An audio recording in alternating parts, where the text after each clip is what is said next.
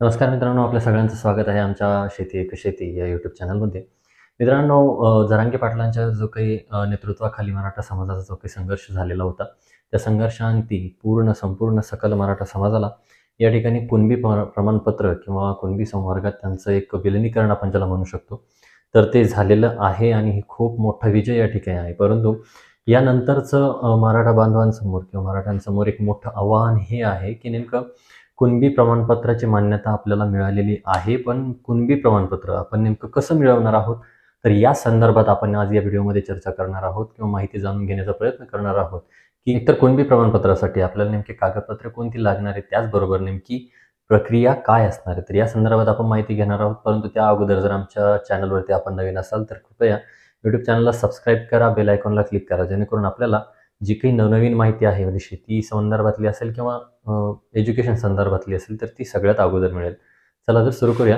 बघा मित्रांनो, सर्वप्रथम आपल्याला या ठिकाणी जो काही कुणबी असल्याचा पुरावा जो काही आहे तर तो शासनाच्या वेबसाईटवरती सर्च करायचा आहे. त्या संदर्भातला आपण एक डिटेल व्हिडिओ बनवलेला आहे. वरती आय बटनमध्ये आपल्याला तो बघायला मिळेल, की त्या पद्धतीनं आपण जी काही आपली कुणबी नोंद जी काही आहे तर ती आपण त्या साईटवरून मिळवू शकतो. तर ती जी काही नोंद आहे किंवा ती जी काही PDF आहे तर ती PDF आपल्याला डाउनलोड करायची, त्याची प्रिंटआउट घ्यायची. प्रिंटआउट घेतल्याच्या नंतर एक अर्ज लिहायचा आहे तहसीलदार साहेबांना, की या प्रिंटआउट जी काही सदरील प्रिंटआउट जोडलेली आहे तर तिला साक्षांकित करून आपल्याला त्या ठिकाणी मिळावं आणि अर्जाला ₹5 तिकीट लावून त्या ठिकाणी आपल्याला पेशवेजवळ ते सुपूर्द करायचं आहे. काही दिवसांच्या आतमध्ये आपल्याला ती साक्षांकित प्रत त्या ठिकाणी मिळेल. ती मिळाल्याच्या नंतर पुढची जी काही प्रोसेस आहे मित्रांनो, तर ती आपली ही असणार आहे, की त्यानंतर आपल्याला सेतू किंवा महाई सेवा केंद्रामध्ये संपर्क साधायचा आहे किंवा कारण त्यांच्या माध्यमातून आपल्याला जे काही आहे तर ते कुणबीचं प्रमाणपत्र त्या ठिकाणी मिळणार आहे. मित्रांनो, सगळ्यात पहिला पुरावा किंवा सगळ्यात पहिलं कागदपत्र आपण ज्याला म्हणू शकतो तर तो आहे बघा रहिवाशी पुरावा सादर करण्यासाठी आपण एकतर महाराष्ट्र शासनाचं जे काही आपल्या तहसीलदार साहेबांचं डोमोसेल निघतं ते एक डोमोसेल देऊ शकतो किंवा त्याचबरोबर आधार कार्ड जे की प्रत्येकाजवळ आहे तर ते सुद्धा आपण त्या ठिकाणी सादर करू शकतो. त्यानंतर ज्या व्यक्तीचं किंवा ज्या विद्यार्थ्याचं आपल्याला कुणबी प्रमाणपत्र काढायचं आहे त्याचं शैक्षणिक पुरावा आपल्याला सादर करायचा आहे. मग ज्यामध्ये TCची झेरॉक्स असेल. आता 10वीच्या किंवा 12वीच्या विद्यार्थ्यांची TCची झेरॉक्स असते तर 10वीच्या TCची झेरॉक्स आपल्याकडे असेल तर उत्तम. अन्यथा जर आपण शिक्षण घेत असाल तर त्या ठिकाणचं बोनाफाईड सुद्धा आपल्याला त्या ठिकाणी चालून जातं. त्यानंतरचा महत्त्वाचा पुरावा आहे वडिलांचा शाळा सोडल्याचा दाखला, ज्याला आपण TC बोलतो. जर वडिलांचा शाळा सोडल्याचा दाखला असेल तर आपल्याला तो दाखला सादर करायचा आहे. आता बहुतांश शेतकऱ्यांकडे दाखले नसतात.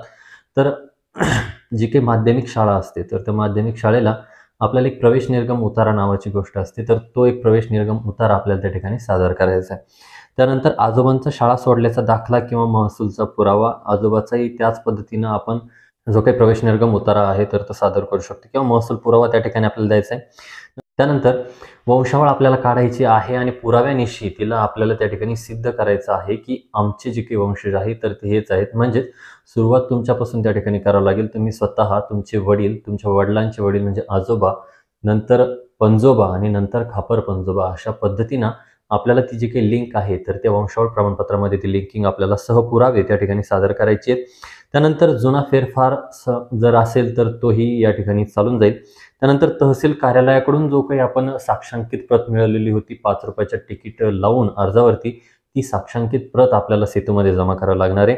त्यानंतर तुमचं रेशन कार्ड, मग ते केशरी असेल किंवा पिवळ्या रंगाचं असेल, कोणतंही असू द्या, तुम्हाला तुमचं रेशन कार्ड त्या ठिकाणी सादर करायचं आहे. नंतर वंशावळ प्रमाणपत्र म्हणजे स्वयंघोषणा प्रमाणपत्र आपल्याला त्या ठिकाणी द्यायचं आहे, की ही जी वंशावळ आहे तर ही सत्य आहे आणि जे काही आमचा कुणबी पुरावा आहे तर तो सुद्धा सत्य आहे. तर अशा पद्धतीनं सगळेच्या सगळे डॉक्युमेंट्स आपल्याला काय करायचे तर जमा करायचे आहेत आणि सेतूवरती किंवा महाई सेवा केंद्रावरती आपल्याला त्या ठिकाणी सबमिट करायचं आहे ऑनलाईन अर्ज. मग ते सेतू जे काही चालक असतील किंवा महाई सेवा केंद्र चालक असतील, ही कार्यवाही त्यांची आहे. समोर ते अर्जाला ऑनलाईन करतात आणि तहसील कार्यालयामध्ये त्या अर्जाला पाठवतात. मित्रांनो, आत्तापर्यंत मिळालेल्या माहितीनुसार जे काही आहे तर 45 दिवसाच्या आतमध्ये आपल्याला त्या ठिकाणी कुणबी प्रमाणपत्र मिळण्याची तरतूद या निर्णयामध्ये झालेली होती आणि त्याच अनुषंगाने आपल्याला लवकरात लवकर त्या ठिकाणी कुणबी प्रमाणपत्र मिळणार आहे. परंतु एक कायम लक्षात ठेवा मित्रांनो, जर तुम्ही डॉक्युमेंट्स व्यवस्थित देणार असाल किंवा देत असाल किंवा दिलेले असतील तरच आपल्याला या तरतुदीनुसार प्रमाणपत्र मिळेल. अन्यथा आपल्या प्रमाणपत्रामध्ये त्या ठिकाणी दिरंगाई होण्याची शक्यता असणार आहे. तर जे काही डॉक्युमेंट्स तुम्ही सबमिट करणार आहात तर ते प्रत्यक्ष आणि खरे डॉक्युमेंट्स आपल्याला त्या ठिकाणी सबमिट करायचे आहेत. कुठल्याही पद्धतीचा गोंधळ आपला उडू द्यायचा नाही आहे. खूप चांगल्या पद्धतीने यश आपल्याला त्या ठिकाणी भेटलेलं आहे आणि त्याचा जो काही फायदा होणार आहे तर तो आपल्या सगळ्यांना करून घ्यायचा आहे. माहिती आवडली असेल तर व्हिडिओला लाईक करा, चॅनलला सबस्क्राईब करा आणि व्हिडिओ आवडला असेल तर व्हिडिओला शेअर करायला विसरू नका. जेणेकरून इतर मराठा समाज किंवा इतर मराठा बांधव जे काही असतील तर त्यांना सुद्धा या गोष्टीची त्या ठिकाणी मदत होईल आणि माहिती मिळेल. धन्यवाद.